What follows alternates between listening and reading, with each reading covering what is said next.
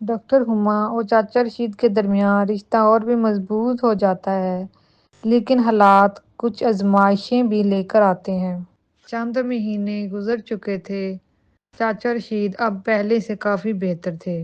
گاؤں میں سب ڈاکٹر ہما کی تعریف کرتے نہ تھکتے۔ وہ صرف ایک ڈاکٹر نہیں، سب کے دکھ درد کی دوا بن چکی تھی۔ ایک شام چاچا رشید کے گھر ایک اجنبی نوجوان آیا، ہاتھ میں ایک پرانی سی فائل، آنکھوں میں الجھن۔ ہما اس وقت چاچا رشید کے پاس ہی بیٹھی تھی۔ السلام علیکم چاچا جی، میرا نام فضان ہے، میں لاہور سے آیا ہوں۔ چاچا رشید نے چونک کر پوچھا، بیٹا تم یہاں، خیریت؟ فضان نے آہستہ سے جواب دیا، چاچا جی آپ کی بہن کا بیٹا ہوں، امی کا انتقال ہو چکا ہے، انہوں نے مرتے وقت کہا تھا کہ آپ کو ڈھونڈوں۔ چاچا رشید کی آنکھیں نم ہو گئیں۔ افسوس بیٹا، میں نے تمہاری ماں کو برسوں پہلے چھوڑا تھا، جب وہ اپنے شوہر کے ساتھ شہر چلی گئی تھی۔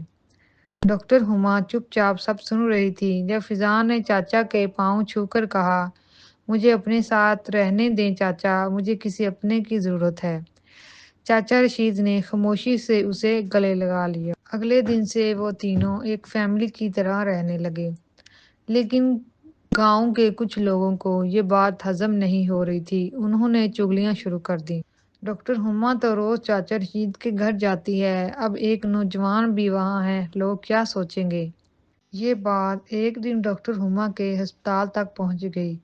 سینئر ڈاکٹرز نے اسے سمجھایا، ہما بی بی آپ کی شہرت بہت قیمتی ہے، گاؤں کے ماحول کو سمجھیں۔ ڈاکٹر ہما نے خاموشی سے سب سنا اور کچھ نہ بولی۔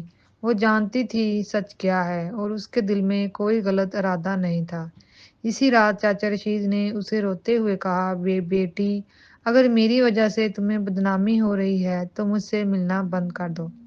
ڈاکٹر ہما نے آہستہ سے ان کا ہاتھ تھاما، چاچا یہ دنیا کچھ بھی کہے، میں آپ کو کبھی اکیلا نہیں چھوڑوں گی، اللہ جانتا ہے میرا دل صاف ہے۔ اگلے دن گاؤں میں ایک جلسہ ہوا۔ ڈاکٹر ہما نے فضان کو اپنے ساتھ اسٹیج پر کھڑا کیا اور کہا، یہ میرا بھائی ہے، چاچا رشید کا بھانجا، اور یہ میرے لیے باپ کی جگہ ہے، میں ان دونوں کے ساتھ فخر سے کھڑی ہوں۔